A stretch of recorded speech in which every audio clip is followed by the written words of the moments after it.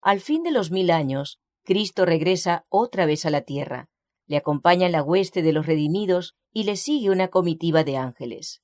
Al descender en majestad aterradora, manda a los muertos impíos que resuciten para recibir su condenación. Se levanta su gran ejército, innumerable como la arena del mar. ¡Qué contraste entre ellos y los que resucitaron en la primera resurrección! Los justos estaban revestidos de juventud y belleza inmortales. Los impíos llevan las huellas de la enfermedad y de la muerte. Todas las miradas de esa inmensa multitud se vuelven para contemplar la gloria del Hijo de Dios. A una voz las huestes de los impíos exclaman: «Bendito el que viene en el nombre del Señor». No es el amor a Jesús lo que les inspira esta exclamación, sino que el poder de la verdad arranca esas palabras de sus labios. Los impíos salen de sus tumbas tales como a ellas bajaron, con la misma enemistad hacia Cristo y el mismo espíritu de rebelión. No disponen de un nuevo tiempo de gracia para remediar los defectos de su vida pasada, pues de nada les serviría. Toda una vida de pecado no ablandó sus corazones. De serles concedido un segundo tiempo de gracia, lo emplearían como el primero, eludiendo las exigencias de Dios e incitándose a la rebelión contra Él. Cristo baja sobre el monte de los Olivos, de donde ascendió después de su resurrección, y donde los ángeles repitieron la promesa de su regreso. El profeta dice: «Vendrá Jehová mi Dios, y con él todos los santos, y afirmaránse sus pies en aquel día sobre el monte de las Olivas, que está frente de Jerusalén, a la parte de oriente. Y el monte de las Olivas se partirá por medio, haciendo un muy grande valle. Y Jehová será rey sobre toda la tierra. En aquel día Jehová será uno, y uno su nombre». La nueva Jerusalén, descendiendo del cielo en su deslumbrante esplendor, se asienta en el lugar purificado y preparado para recibirla, y Cristo, su pueblo y los ángeles entran en la santa ciudad. Entonces Satanás se prepara para la última tremenda lucha por la supremacía. Mientras estaba despojado de su poder e imposibilitado para hacer su obra de engaño, el príncipe del mal se sentía abatido y desgraciado. Pero cuando resucitan los impíos y ve las grandes multitudes que tiene al lado suyo, sus esperanzas reviven y resuelven no rendirse en el gran conflicto. Alistará bajo su bandera a todos los ejércitos de los perdidos y por medio de ellos tratará de ejecutar sus planes. Los impíos son sus cautivos. Al rechazar a Cristo aceptaron la autoridad del jefe de los rebeldes. Están listos para aceptar sus sugestiones y ejecutar sus órdenes. No obstante, fiel a su antigua astucia, no se da por Satanás. Pretende ser el príncipe que tiene derecho a la posesión de la tierra y cuya herencia le ha sido arrebatada injustamente. Se presenta ante sus súbditos engañados como redentor, asegurándoles que su poder los ha sacado de sus tumbas y que está a punto de librarlos de la más cruel tiranía. Habiendo desaparecido Cristo, Satanás obra milagros para sostener sus pretensiones. Fortalece a los débiles y a todos les infunde su propio espíritu y energía. Propone dirigirlos contra el real de los santos y tomar posesión de la ciudad de Dios. En un arrebato belicoso, señala los innumerables millones que han sido resucitados de entre los muertos y declara que como jefe de ellos es muy capaz de destruir la ciudad y recuperar su trono y su reino. Entre aquella inmensa muchedumbre se cuentan numerosos representantes de la raza longeva que existía antes del diluvio, hombres de estatura elevada y de capacidad intelectual gigantesca que, habiendo cedido al dominio de los ángeles caídos, consagraron toda su habilidad y todos sus conocimientos a la exaltación de sí mismos. Hombres cuyas obras artísticas maravillosas hicieron que el mundo idolatrase su genio, pero cuya crueldad y malos ardides mancillaron la tierra y borraron la imagen de Dios, de suerte que el Creador los hubo de raer de la superficie de la tierra. Allí hay reyes y generales que conquistaron naciones, hombres valientes que nunca perdieron una batalla, guerreros soberbios y ambiciosos, cuya venida hacía temblar reinos. La muerte no los cambió.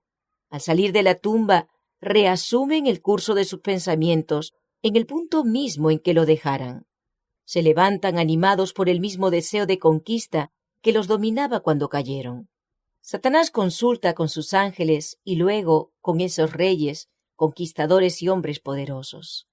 Consideran la fuerza y el número de los suyos. Declaran que el ejército que está dentro de la ciudad es pequeño, comparado con el de ellos, y que se lo puede vencer. Preparan sus planes para apoderarse de las riquezas y gloria de la Nueva Jerusalén. En el acto, todos se disponen para la batalla. Hábiles artífices fabrican armas de guerra. Renombrados caudillos organizan en compañías y divisiones las muchedumbres de guerreros. Al fin se da la orden de marcha, y las huestes innumerables se ponen en movimiento. Un ejército cual no fue jamás reunido por conquistadores terrenales, ni podría ser igualado por las fuerzas combinadas de todas las edades, desde que empezaron las guerras en la tierra. Satanás, el más poderoso guerrero, marcha al frente, y sus ángeles unen sus fuerzas para esta batalla final. Hay reyes y guerreros en su comitiva, y las multitudes siguen en grandes compañías, cada cual bajo su correspondiente jefe. Con precisión militar, las columnas cerradas avanzan sobre la superficie desgarrada y escabrosa de la tierra hacia la ciudad de Dios.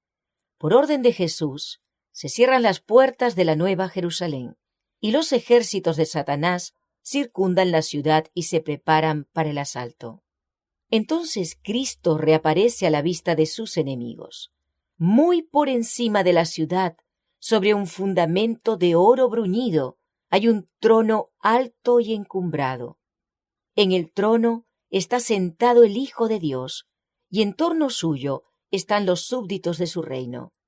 Ningún lenguaje, ninguna pluma pueden expresar ni describir el poder y la majestad de Cristo. La gloria del Padre Eterno envuelve a su Hijo. El esplendor de su presencia llena la ciudad de Dios, rebosando más allá de las puertas e inundando toda la tierra con su brillo. Inmediatos al trono se encuentran los que fueron alguna vez celosos en la causa de Satanás, pero que cual tizones arrancados del fuego, siguieron luego a su Salvador con profunda e intensa devoción. Vienen después los que perfeccionaron su carácter cristiano en medio de la mentira y de la incredulidad, los que honraron la ley de Dios cuando el mundo cristiano la declaró abolida, y los millones de todas las edades que fueron martirizados por su fe. Y más allá está la grande muchedumbre que nadie podía contar de entre todas las naciones y las tribus y los pueblos y las lenguas, de pie ante el trono y delante del Cordero, revestidos de ropas blancas y teniendo palmas en sus manos. Su lucha terminó. Ganaron la victoria. Disputaron el premio de la carrera y lo alcanzaron. La palma que llevan en la mano es símbolo de su triunfo.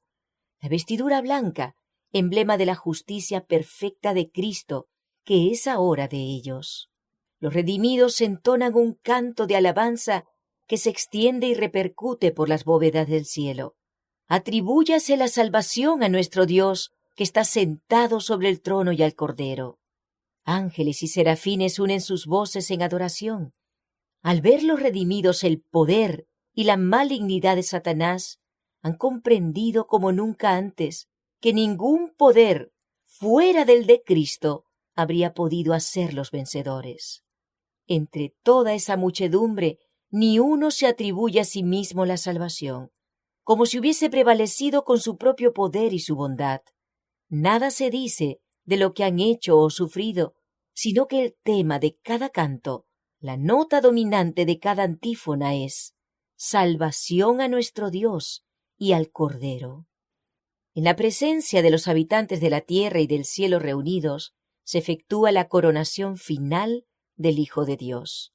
Y entonces, revestido de suprema majestad y poder, el Rey de Reyes falla el juicio de aquellos que se rebelaron contra su gobierno y ejecuta justicia contra los que transgredieron su ley y oprimieron a su pueblo. El profeta de Dios dice: «Vi un gran trono blanco, y al que estaba sentado sobre él, de cuya presencia huyó la tierra y el cielo, y no fue hallado lugar para ellos. Y vi a los muertos, pequeños y grandes, estar en pie delante del trono, y abriéronse los libros.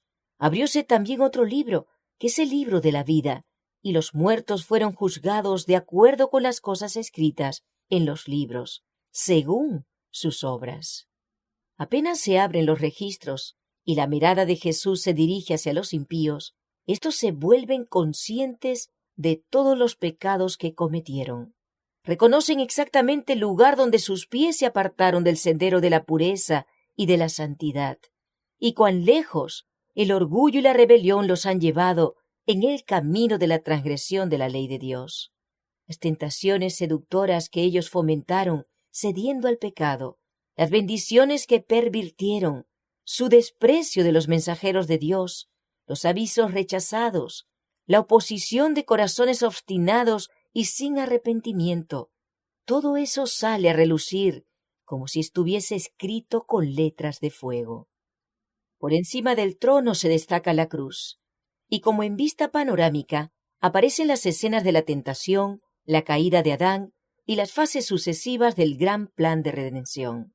El humilde nacimiento del Salvador, su juventud pasada en la sencillez y en la obediencia, su bautismo en el Jordán, el ayuno y la tentación en el desierto, su ministerio público que reveló a los hombres las bendiciones más preciosas del cielo, los días repletos de obras de amor y misericordia, y las noches pasadas en oración y vigilia en la soledad de los montes, las conspiraciones de la envidia, del odio y de la malicia con que se recompensaron sus beneficios, la terrible y misteriosa agonía en Getsemaní, bajo el peso anonadador de los pecados de todo el mundo, la traición que le entregó en manos de la turba asesina, los terribles acontecimientos de esa noche de horror, el preso resignado y olvidado de sus discípulos más amados, arrastrado brutalmente por las calles de Jerusalén, el Hijo de Dios presentado con visos de triunfo ante Anás, obligado a comparecer en el palacio del sumo sacerdote, en el pretorio de Pilato, ante el cobarde y cruel Herodes, ridiculizado, insultado, atormentado y condenado a muerte. Todo eso está representado a lo vivo. Luego, ante las multitudes agitadas, se reproducen las escenas finales, el paciente varón de dolores, pisando el sendero del Calvario, el príncipe del cielo colgado de la cruz, los sacerdotes altaneros y el populacho escarnecedor, ridiculizando la agonía de su muerte, la oscuridad sobrenatural, el temblor de la tierra, las rocas destrozadas y los sepulcros abiertos, que señalaron el momento en que expiró el Redentor del mundo. La escena terrible se presenta con toda exactitud. Satanás, sus ángeles y sus súbditos no pueden apartar los ojos del cuadro que representa su propia obra. Cada actor recuerda el papel que desempeñó. Herodes, el que mató a los niños inocentes de Belén para hacer morir al rey de Israel. La innoble Herodías, sobre cuya conciencia pesa la sangre de Juan el Bautista. El débil Pilato, esclavo de las circunstancias. Los soldados escarnecedores, los sacerdotes y gobernantes, y la muchedumbre enloquecida que gritaba: «Recaiga su sangre sobre nosotros y sobre nuestros hijos». Todos contemplan la enormidad de su culpa. En vano procuran esconderse ante la divina majestad de su presencia, que sobrepuja el resplandor del sol, mientras que los redimidos echan sus coronas a los pies del Salvador, exclamando: «Él murió por mí». Entre la multitud de los rescatados están los apóstoles de Cristo, el heroico Pablo, el ardiente Pedro, el amado y amoroso Juan y sus hermanos de corazón leal, y con ellos la inmensa hueste de los mártires. Mientras que fuera de los muros, con todo lo que es vil y abominable, se encuentran aquellos que los persiguieron, encarcelaron y mataron. Allí está Nerón, monstruo de crueldad y de vicios, y puede ver la alegría y el triunfo de aquellos a quienes torturó y cuya dolorosa angustia le proporcionara deleite satánico. Su madre está allí para ser testigo de los resultados de su propia obra, para ver cómo los malos rasgos de carácter transmitidos a su hijo y las pasiones fomentadas y desarrolladas por la influencia y el ejemplo de ella produjeron crímenes que horrorizaron al mundo. Allí hay sacerdotes y prelados papistas que dijeron ser los embajadores de Cristo y que no obstante emplearon instrumentos de suplicio, calabozos y hogueras para dominar las conciencias de su pueblo. Allí están los orgullosos pontífices que se ensalzaron por encima de Dios y que pretendieron alterar la ley del Altísimo. Aquellos así llamados padres de la Iglesia tienen que rendir a Dios una cuenta de la que bien quisieran librarse. Demasiado tarde ven que el Omnisciente es celoso de su ley y que no tendrá por inocente al culpable de violarla. Comprenden entonces que Cristo identifica sus intereses con los de su pueblo perseguido y sienten la fuerza de sus propias palabras: en cuanto lo hicisteis a uno de los más pequeños de estos mis hermanos, a mí lo hicisteis. Todos los impíos del mundo están de pie ante el tribunal de Dios, acusados de alta traición contra el gobierno del cielo. No hay quien sostenga ni defienda la causa de ellos, no tienen disculpa, y se pronuncia contra ellos la sentencia de la muerte eterna. Es entonces evidente para todos que el salario del pecado no es la noble independencia y la vida eterna, sino la esclavitud, la ruina y la muerte. Los impíos ven lo que perdieron con su vida de rebeldía. Despreciaron el maravilloso don de eterna gloria cuando les fue ofrecido. Pero cuán deseable no les parece ahora. Todo eso, exclama el alma perdida, yo habría podido poseerlo, pero preferí rechazarlo. ¡Oh sorprendente infatuación! He cambiado la paz, la dicha y el honor por la miseria, la infamia y la desesperación. Todos ven que su exclusión del cielo es justa. Por sus vidas declararon: no queremos que este Jesús reine sobre nosotros. Como fuera de sí, los impíos han contemplado la coronación del Hijo de Dios. Ven en las manos de él las tablas de la ley divina, los estatutos que ellos despreciaron y transgredieron. Son testigos de la explosión de admiración, arrobamiento y adoración de los redimidos. Y cuando las ondas de melodía inundan a las multitudes fuera de la ciudad, todos exclaman a una voz: grandes y maravillosas son tus obras, oh Señor Dios Todopoderoso. Justos y verdaderos son tus caminos, oh Rey de los siglos. Y cayendo prosternados, adoran al Príncipe de la vida. Satanás parece paralizado al contemplar la gloria y majestad de Cristo. El que en otro tiempo fuera uno de los querubines cubridores, recuerda de dónde cayó. Él, que fuera serafín resplandeciente, hijo de la aurora, cuán cambiado se ve y cuán degradado. Está excluido para siempre del consejo en que antes se le honraba. Ve ahora a otro que junto al Padre vela su gloria. Ha visto la corona colocada sobre la cabeza de Cristo por un ángel de elevada estatura y majestuoso continente, y sabe que la posición exaltada que ocupa este ángel habría podido ser la suya. Recuerda la mansión de su inocencia y pureza, la paz y el contentamiento de que gozaba hasta que se entregó a murmurar contra Dios y a envidiar a Cristo. Sus acusaciones, su rebelión, sus engaños para captarse la simpatía y la ayuda de los ángeles, su porfía en no hacer esfuerzo alguno para reponerlo cuando Dios le hubiera perdonado. Todo eso se le presenta a lo vivo. Eche una mirada retrospectiva sobre la obra que realizó entre los hombres y sobre sus resultados, la enemistad del hombre para con sus semejantes, la terrible destrucción de vidas, el ascenso y la caída de los reinos, el derrocamiento de tronos, la larga serie de tumultos, conflictos y revoluciones. Recuerda los esfuerzos constantes que hizo para oponerse a la obra de Cristo y para hundir a los hombres en degradación siempre mayor. Ve que sus conspiraciones infernales no pudieron acabar con los que pusieron su confianza en Jesús. Al considerar Satanás su reino y los frutos de sus esfuerzos, solo ve fracaso y ruina. Ha inducido a las multitudes a creer que la ciudad de Dios sería fácil presa, pero ahora ve que eso es falso. Una y otra vez, en el curso de la gran controversia, ha sido derrotado y obligado a rendirse. De sobra conoce el poder y la majestad del Eterno. El propósito del gran rebelde consistió siempre en justificarse y en hacer aparecer al gobierno de Dios como responsable de la rebelión. A ese fin dedicó todo el poder de su gigantesca inteligencia.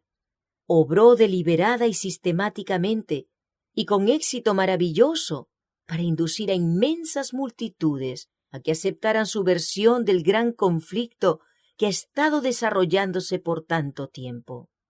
Durante miles de años, este jefe de conspiraciones hizo pasar la mentira por verdad. Pero llegó el momento en que la rebelión debe ser sofocada finalmente y puestos en evidencia la historia y el carácter de Satanás.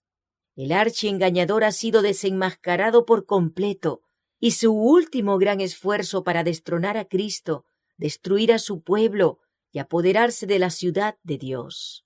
Los que se han unido a él se dan cuenta del fracaso total de su causa.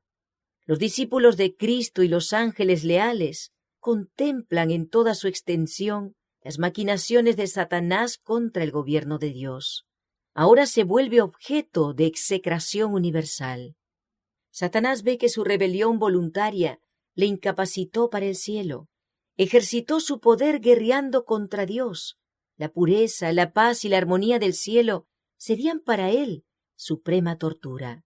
Sus acusaciones contra la misericordia y justicia de Dios están ya acalladas. Los vituperios que procuró lanzar contra Jehová recaen enteramente sobre él. Y ahora Satanás se inclina y reconoce la justicia de su sentencia. ¿Quién no te temerá, oh Señor, y glorificará tu nombre? Porque tú solo eres santo, porque todas las naciones vendrán y adorarán delante de ti, porque tus actos de justicia han sido manifestados. Toda cuestión de verdad y error en la controversia que tanto ha durado ha quedado aclarada. Los resultados de la rebelión y del apartamiento de los estatutos divinos han sido puestos a la vista de todos los seres inteligentes creados. El desarrollo del gobierno de Satanás, en contraste con el de Dios, ha sido presentado a todo el universo. Satanás ha sido condenado por sus propias obras. La sabiduría de Dios, su justicia y su bondad quedan por completo reivindicadas. Queda también comprobado que todos sus actos en el gran conflicto fueron ejecutados de acuerdo con el bien eterno de su pueblo y el bien de todos los mundos que creó. Todas tus obras alabarán, oh Jehová, y tus piadosos siervos te bendecirán. La historia del pecado atestiguará durante toda la eternidad que con la existencia de la ley de Dios se vincula la dicha de todos los seres creados por él. En vista de todos los hechos del gran conflicto, todo el universo, tanto los justos como los rebeldes, declaran al unísono: justos y verdaderos son tus caminos, oh Rey de los siglos. El universo entero contempló el gran sacrificio hecho por el Padre y el Hijo en beneficio del hombre. Ha llegado la hora en que Cristo ocupa el puesto a que tiene derecho y es exaltado sobre los principados y potestades y sobre todo nombre que se nombra, a fin de alcanzar el gozo que le fuera propuesto, el de llevar muchos hijos a la gloria. Sufrió la cruz y menospreció la vergüenza. Y por inconcebiblemente grandes que fueron el dolor y el oprobio, mayores aún son la dicha y la gloria. Eche una mirada hacia los redimidos, transformados a su propia imagen, y cuyos corazones llevan el sello perfecto de lo divino, y cuyas caras reflejan la semejanza de su Rey. Contemple en ellos el resultado de las angustias de su alma, y está satisfecho. Luego, con voz que llega hasta las multitudes reunidas de los justos y de los impíos, exclama: contemplad el rescate de mi sangre. Por estos sufrí, Por éstos morí, para que pudiesen permanecer en mi presencia a través de las edades eternas. Y de entre los revestidos con túnicas blancas en torno del trono, asciende el canto de alabanza. Digno es el Cordero que ha sido inmolado de recibir el poder y la riqueza y la sabiduría y la fortaleza y la honra y la gloria y la bendición. A pesar de que Satanás se ha visto obligado a reconocer la justicia de Dios y a inclinarse ante la supremacía de Cristo, su carácter sigue siendo el mismo. El espíritu de rebelión, cual poderoso torrente, vuelve a estallar. Lleno de frenesí, determina no cejar en el gran conflicto. Ha llegado la hora de intentar un último y desesperado esfuerzo contra el Rey del Cielo. Se lanza en medio de sus súbditos y trata de inspirarlos con su propio furor y de moverlos a dar inmediata batalla. Pero entre todos los innumerables millones a quienes indujo engañosamente a la rebelión, no hay ahora ninguno que reconozca su supremacía. Su poder ha concluido. Los impíos están llenos del mismo odio contra Dios que el que inspira a Satanás, pero ven que su caso es desesperado, que no pueden prevalecer contra Jehová.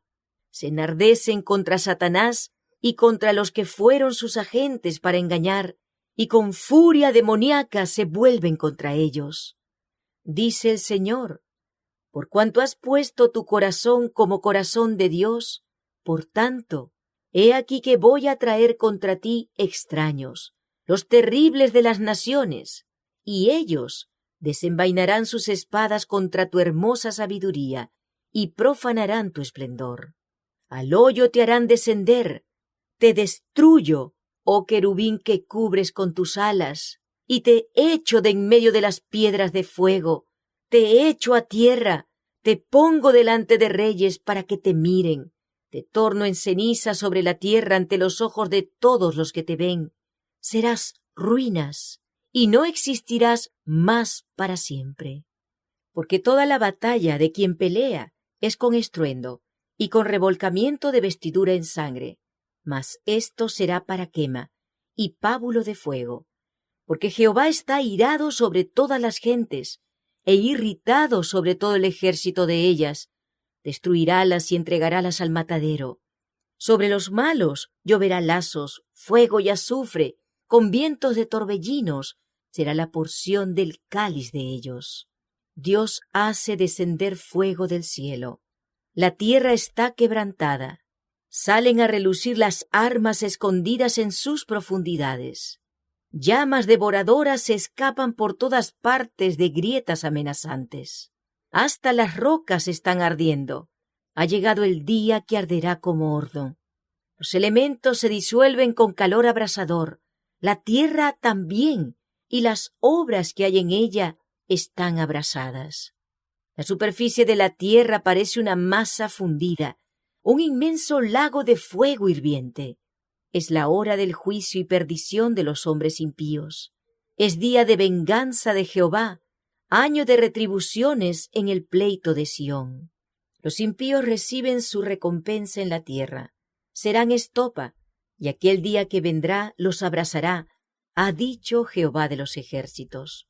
Algunos son destruidos como en un momento, mientras otros sufren muchos días.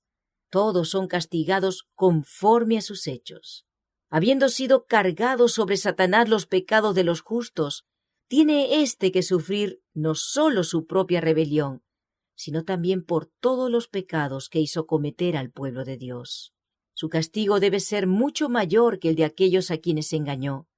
Después de haber perecido todos los que cayeron por sus seducciones, el diablo tiene que seguir viviendo y sufriendo. En las llamas purificadoras quedan por fin destruidos los impíos, raíz y rama. Satanás la raíz, sus secuaces las ramas. La penalidad completa de la ley ha sido aplicada. Las exigencias de la justicia han sido satisfechas, y el cielo y la tierra, al contemplarlo, proclaman la justicia de Jehová. La obra de destrucción de Satanás ha terminado para siempre. Durante 6000 años obró a su gusto, llenando la tierra de dolor y causando penas por todo el universo. Toda la creación gimió y sufrió en angustia. Ahora las criaturas de Dios han sido libradas para siempre de su presencia y de sus tentaciones. Ya descansa y está en quietud toda la tierra. Prorrumpen los hombres justos en cánticos, y un grito de adoración y triunfo sube de entre todo el universo leal. Se oye como si fuese el estruendo de una gran multitud, como si fuese el estruendo de muchas aguas, y como si fuese el estruendo de poderosos truenos que decían: ¡Aleluya! Porque reina el Señor Dios, el Todopoderoso. Mientras la tierra estaba envuelta en el fuego de la destrucción, los justos vivían seguros en la ciudad santa. La segunda muerte no tiene poder sobre los que tuvieron parte en la primera resurrección. Mientras Dios es para los impíos un fuego devorador, es para su pueblo un sol y un escudo. Vi un cielo nuevo y una tierra nueva, porque el primer cielo y la primera tierra han pasado. El fuego que consume a los impíos purifica la tierra. Desaparece todo rastro de maldición. Ningún infierno que arda eternamente recordará a los redimidos las terribles consecuencias del pecado. Solo queda un recuerdo. Nuestro Redentor llevará siempre las señales de su crucifixión. En su cabeza herida, en su costado, en sus manos y en sus pies, se ven las únicas huellas de la obra cruel efectuada por el pecado. El profeta, al contemplar a Cristo en su gloria, dice: su resplandor es como el fuego, y salen de su mano rayos de luz, y allí mismo está el escondedero de su poder. En sus manos y su costado heridos, de donde manó la corriente purpurina que reconcilió al hombre con Dios, allí está la gloria del Salvador. Allí mismo está el escondedero de su poder. Poderoso para salvar, por el sacrificio de la redención, fue por consiguiente fuerte para ejecutar la justicia para con aquellos que despreciaron la misericordia de Dios. Y las marcas de su humillación son su mayor honor. A través de las edades eternas, las llagas del Calvario proclamarán su alabanza y declararán su poder. Oh torre del rebaño, colina de la hija de Sión, a ti te llegará. Sí, a ti vendrá el dominio anterior. Llegó el momento por el cual suspiraron los santos desde que la espada de fuego expulsó a la primera pareja del paraíso. El tiempo de la redención, de la posesión adquirida. La tierra dada al principio al hombre para que fuera su reino, entregada alevosamente por él a manos de Satanás y conservada durante tanto tiempo por el poderoso enemigo, ha sido recuperada mediante el gran plan de redención. Todo lo que se había perdido por el pecado ha sido restaurado. Así dice Jehová, el que formó la tierra y la hizo, el cual la estableció, no en vano la creó, sino que para ser habitada la formó. El propósito primitivo que tenía Dios al crear la tierra se cumple al convertirse ésta en la morada eterna de los redimidos. Los justos heredarán la tierra y vivirán para siempre sobre ella. El temor de hacer aparecer la futura herencia de los santos demasiado material ha inducido a muchos a espiritualizar aquellas verdades que nos hacen considerar la tierra como nuestra morada. Cristo aseguró a sus discípulos que iba a preparar mansiones para ellos en la casa de su Padre. Los que aceptan las enseñanzas de la palabra de Dios no ignorarán por completo lo que se refiere a la patria celestial, y sin embargo son cosas que ojo no vio ni oído oyó, y que jamás entraron en pensamiento humano, las cosas grandes que ha preparado Dios para los que le aman. El lenguaje humano no alcanza a describir la recompensa de los justos. Solo la conocerán quienes la contemplen. Ninguna inteligencia limitada puede comprender la gloria del paraíso de Dios. En la Biblia se llama la herencia de los bienaventurados una patria. Allí conduce el divino pastor su rebaño a los manantiales de aguas vivas. El árbol de vida da su fruto cada mes, y las hojas del árbol son para el servicio de las naciones. Allí hay corrientes que manan eternamente, claras como el cristal, al lado de las cuales se mecen árboles que echan su sombra sobre los senderos preparados para los redimidos del Señor. Allí las vastas llanuras alternan con bellísimas colinas y las montañas de Dios elevan sus majestuosas cumbres. En aquellas pacíficas llanuras, al borde de aquellas corrientes vivas, es donde el pueblo de Dios, que por tanto tiempo anduvo peregrino y errante, encontrará un hogar. Mi pueblo habitará en mansión de paz, en moradas seguras, en descansaderos tranquilos.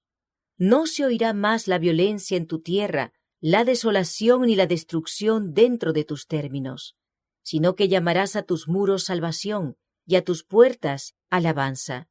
Edificarán casas también y habitarán en ellas, plantarán viñas y comerán su fruto. No edificarán más para que otro habite, ni plantarán para que otro coma. Mis escogidos agotarán el usufructo de la obra de sus manos.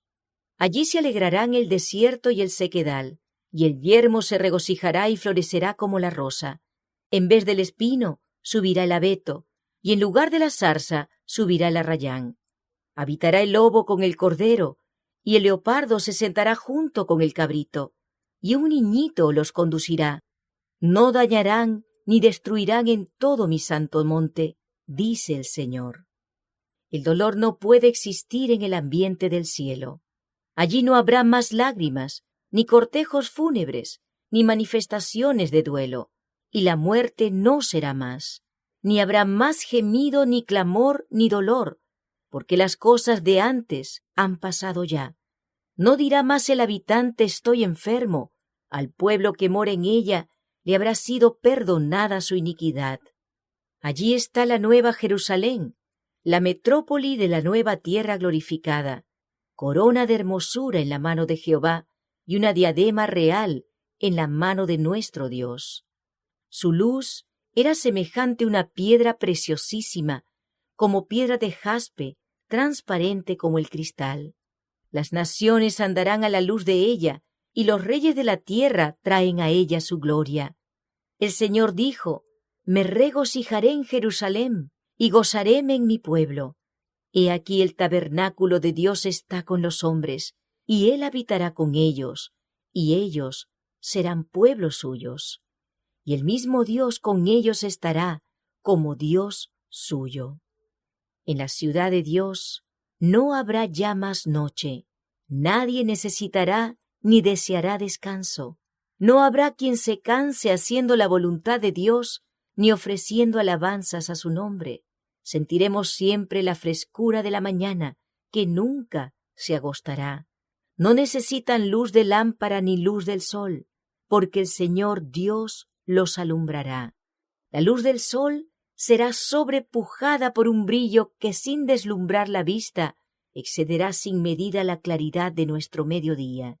La gloria de Dios y del Cordero inunda la ciudad santa con una luz que nunca se desvanece. Los redimidos andan en la luz gloriosa de un día eterno que no necesita sol. No vi templo en ella, porque el Señor Dios Todopoderoso y el Cordero son el templo de ella. El pueblo de Dios tiene el privilegio de tener comunión directa con el Padre y el Hijo. Ahora vemos oscuramente, como por medio de un espejo. Vemos la imagen de Dios reflejada como en un espejo en las obras de la naturaleza y en su modo de obrar para con los hombres. Pero entonces le veremos cara a cara, sin velo que nos lo oculte. Estaremos en su presencia y contemplaremos la gloria de su rostro. Allí los redimidos conocerán como son conocidos. Los sentimientos de amor y simpatía que el mismo Dios implantó en el alma se desahogarán del modo más completo y más dulce. El trato puro con seres santos, la vida social y armoniosa con los ángeles bienaventurados y con los fieles de todas las edades, que lavaron sus vestiduras y las emblanquecieron en la sangre del Cordero, los lazos sagrados que unen a toda la familia en los cielos y en la tierra. Todo eso constituye la dicha de los redimidos. Allí, intelectos inmortales contemplarán con eterno deleite las maravillas del poder creador, los misterios del amor redentor. Allí no habrá enemigo cruel y engañador para tentar a que se olvide a Dios. Toda facultad será desarrollada, toda capacidad aumentada. La adquisición de conocimientos no cansará la inteligencia ni agotará las energías. Las mayores empresas podrán llevarse a cabo, satisfacerse las aspiraciones más sublimes, realizarse las más encumbradas ambiciones, y sin embargo surgirán nuevas alturas que superar, nuevas maravillas que admirar, nuevas verdades que comprender, nuevos objetos que agucen las facultades del espíritu, del alma y del cuerpo. Todos los tesoros del universo se ofrecerán al estudio de los redimidos de Dios. Libres de las cadenas de la mortalidad, se lanzan en incansable vuelo hacia los lejanos mundos, mundos a los cuales el espectáculo de las miserias humanas causaba estremecimientos de dolor, y que entonaban cantos de alegría al tener noticia de un alma redimida. Con indescriptible dicha, los hijos de la tierra participan del gozo y de la sabiduría de los seres que no cayeron. Comparten los tesoros de conocimientos e inteligencia adquiridos durante siglos y siglos en la contemplación de las obras de Dios. Con visión clara consideran la magnificencia de la creación, soles y estrellas y sistemas planetarios que en el orden a ellos asignado circuyen el trono de la divinidad. El nombre del Creador se encuentra escrito en todas las cosas, desde las más pequeñas hasta las más grandes, y en todas ellas se ostenta la riqueza de su poder.